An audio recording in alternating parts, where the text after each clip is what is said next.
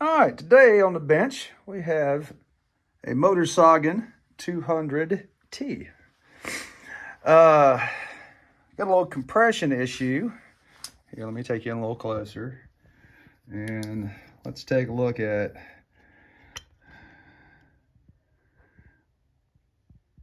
yeah, there's not really any threads there. The spark plug has some of them. Anyway, so we're going to do a helicoil insert on this. They sell these in 3 different sizes. So this is a 14S. They also make a 14M and a 14L. For your traditional BP MR7A spark plug for your small engine stuff, you're going to want to use the short. If you use the mediums, you'll have some issue with the insert actually touching the crown of the piston, because these really need to be flush with the top of the cylinder when you install them. So part of this kit is a tap. So if the threads aren't too bad, you can chase the threads, and if there's no threads left, you can center it, and this will overcut to the size to fit for this, and then install it. And I'll show you that here in just a little bit. But I'm gonna tear this down. I think we'll do a little bit of performance work to this too. This is a good customer of mine, and he brought his saw to me squeaky clean.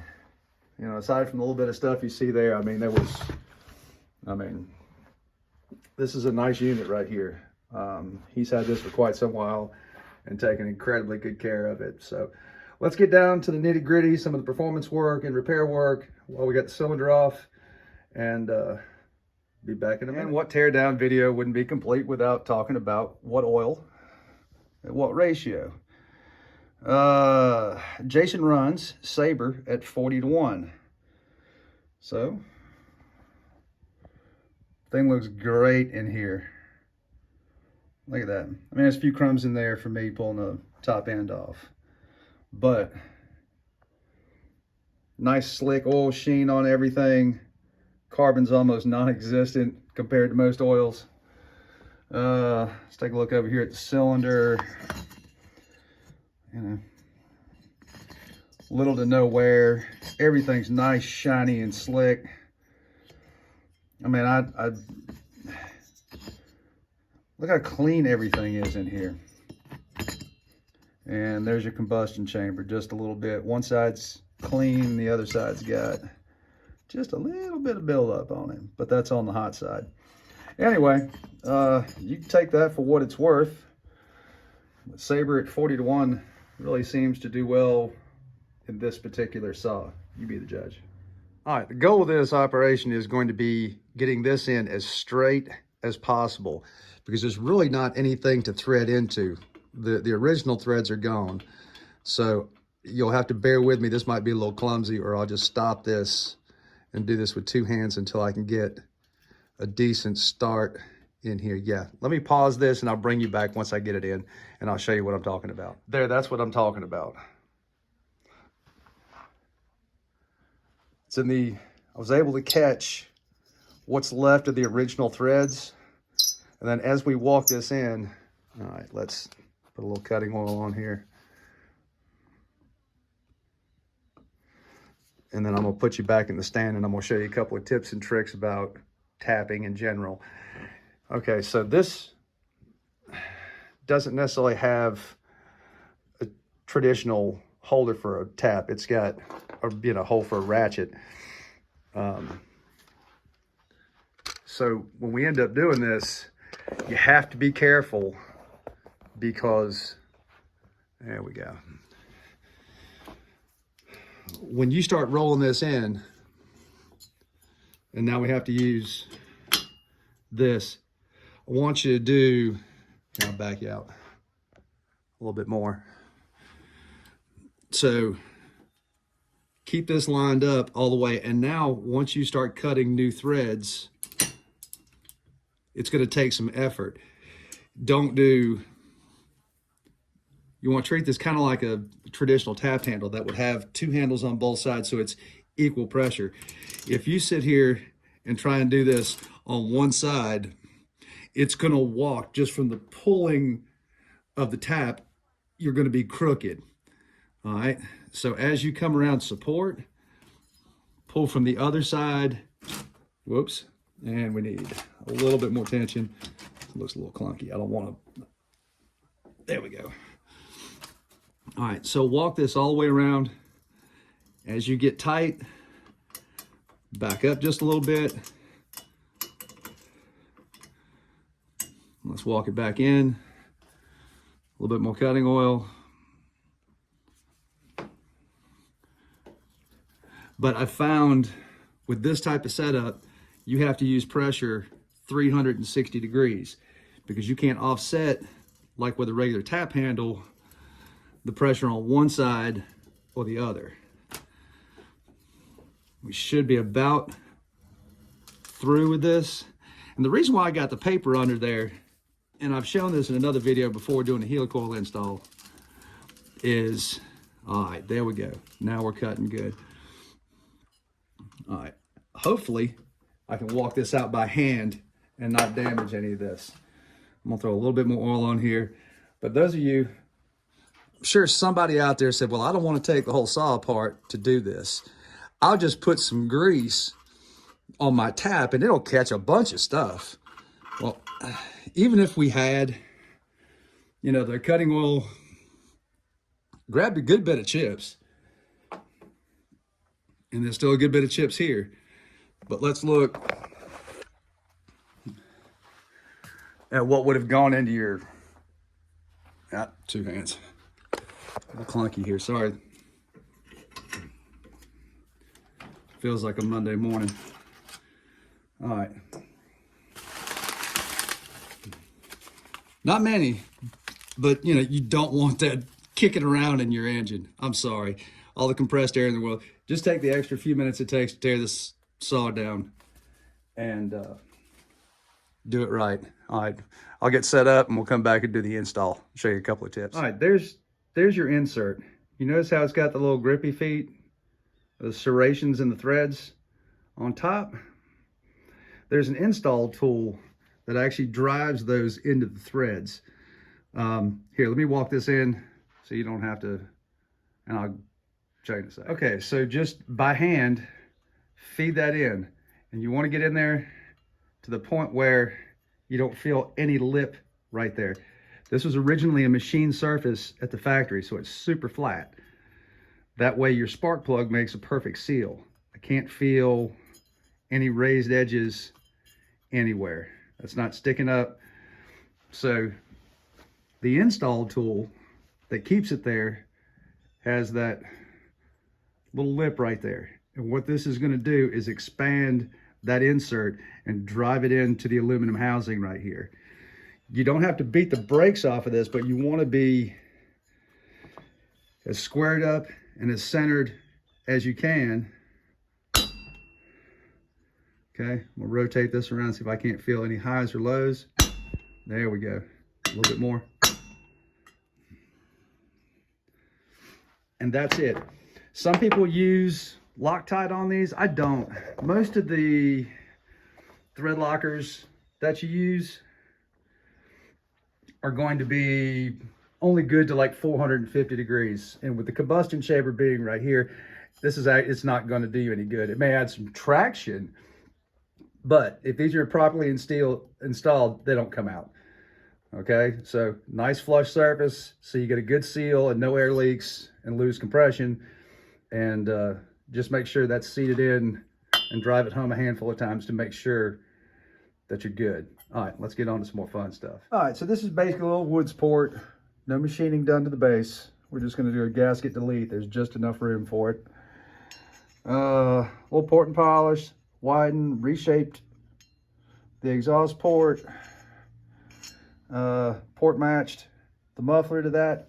And if you'll notice, there used to be baffles there, and you can see where I kind of shaved those back. Whether that actually helps with the flow or not on both sides, you know, it may be wasted, it may not. But So basically, you know, with your combustion up here, the bottom part of the exhaust port is where the momentum is. And that momentum goes to this end first, then it has to come back out here. So a little teardrop is supposed to just drilling a hole in it. Looks a little bit more professional. And then the intake, you know, you can't make massive changes to these. I mean, you know, it's a little tiny engine. So ever so slightly widen that, did not lower it, just squared it off.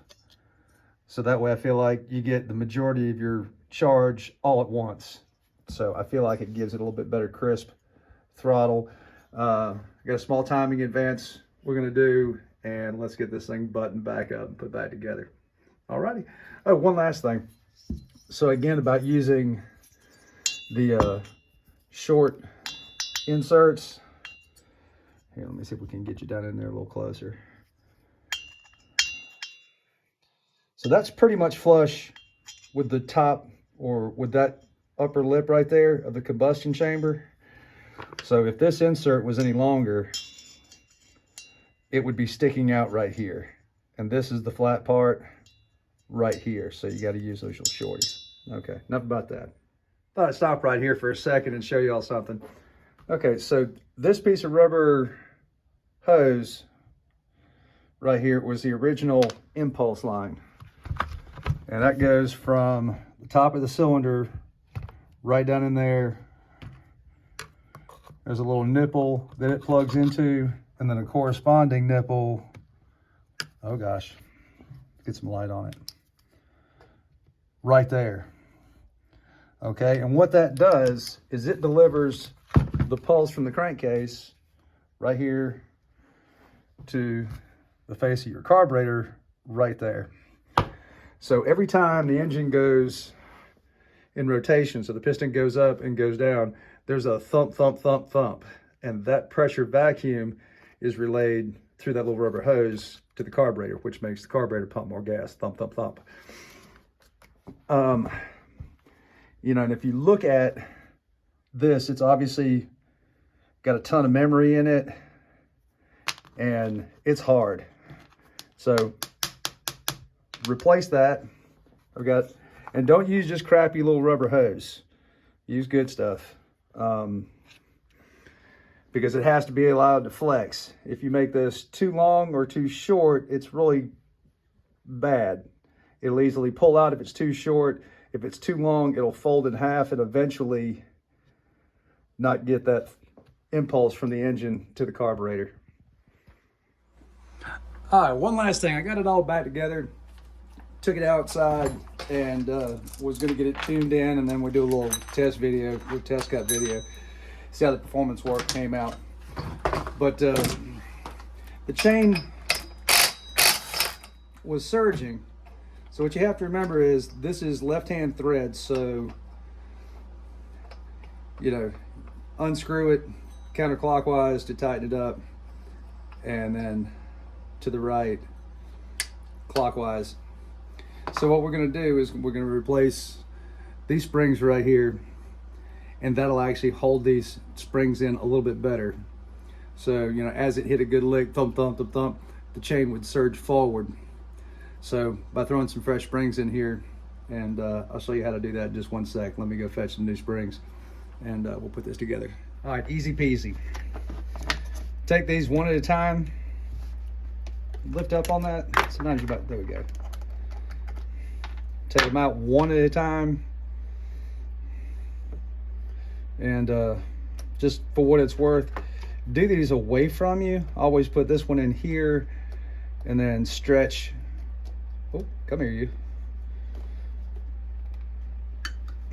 Stretch away from you, make sure that's in tight.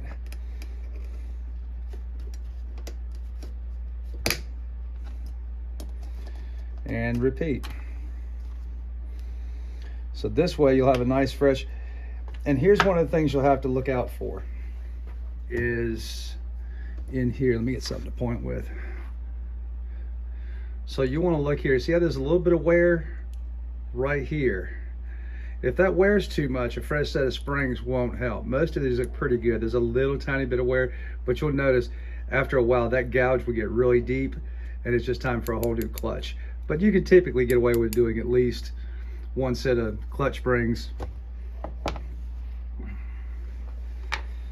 before you have to replace the whole clutch. You know, these are a couple, $3 a piece, which is a lot cheaper than a $50 clutch. But again, just slide it in there, push away from you, tuck that in. And this way you don't have to worry about trying to put the clutch shoes back on the Spider. And poof, you just rebuilt your clutch. Okay, got it dialed in. I got a fresh steel chain on here, 16-inch bar, cut in hickory.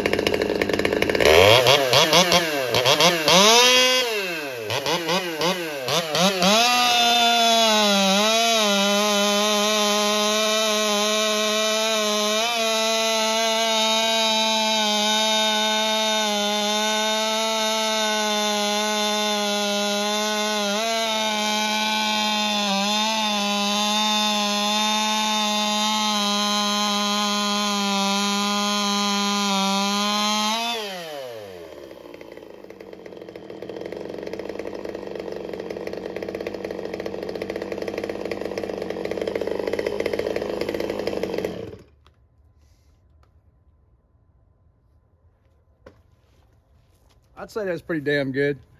Anyway, so there's your hot rodded 200 in hickory. Y'all have a great day. Don't forget to like, share, and subscribe.